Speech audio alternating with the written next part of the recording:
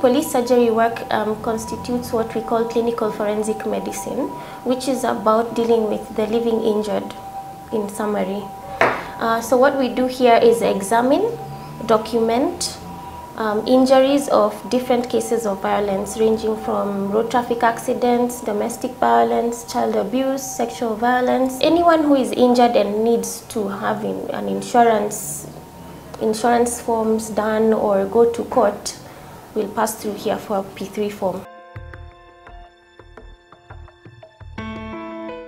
As early as 6 in the morning, the queues at the traffic police headquarters are already long enough. These people are seeking a crucial document, the P3 form, and one of the officers they get to meet is Dr. Kizzy Shako.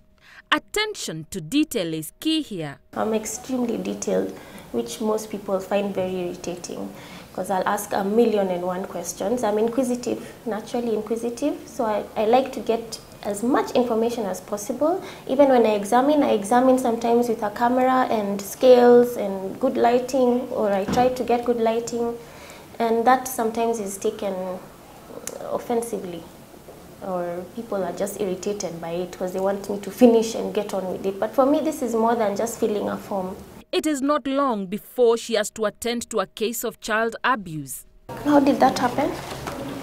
Aligongwa na stepmother na ile rolling stick ya chapati. She can explain. I feel that I relate more to some of the issues especially the women and children may have. More so in the cases of intimate partner violence, because I can put myself in their shoes. I empathize, sometimes sympathize, which I shouldn't do, but yes, I empathize with these victims in a way that I don't think a man would be able to, because we are just two different beings. She's also tasked with the responsibility of assessing the mental health of murder suspects and advising on their fitness to stand trial. Often, she has to attend court sessions herself as an expert witness. I had heard of all these things of people being arrested. If your phone rings, you'll be thrown into jail. You must bow. There are all these things that I didn't really know about, so I kind of learned as I went along. And I was always afraid of what would happen if I had to encounter a really good defense lawyer. That was always my biggest fear, and talking in front of all those people. But once I did it once, twice, I was like, this isn't so bad. It's not so bad, yeah. Dr. Shako has not always worked as a police surgeon. Almost 3 years. I had a schedule at the mortuary conducting what I call simple autopsies. Then I was under training, under supervision from the pathologists. Like, for example, Dr. Johansson Odwar, he's my immediate supervisor. He's the chief government pathologist. Now the difference is here we are dealing with the living injured. So it's a bit different, more emotionally heavy, because you can see people going through their pain and talking about their experiences. There's a lot of crying, a lot of tears, a lot of pain, a lot of anger, bitterness. Those emotions are not there on the other side.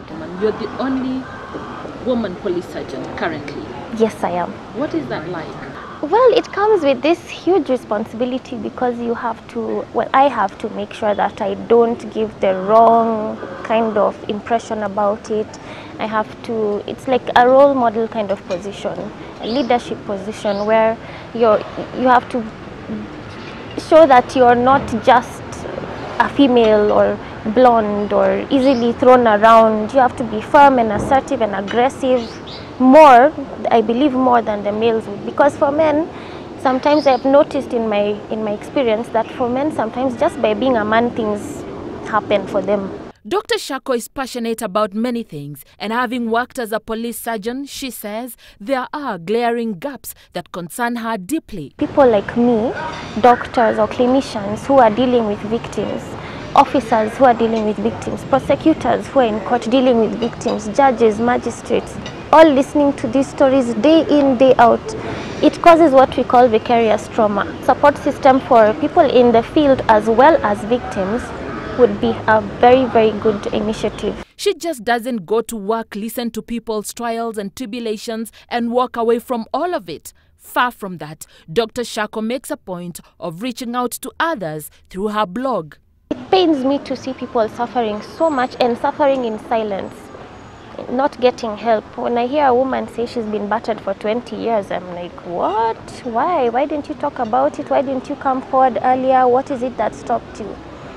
And they always give these reasons. I stayed for the children. That's the most common one. I stayed for the children. Some don't know.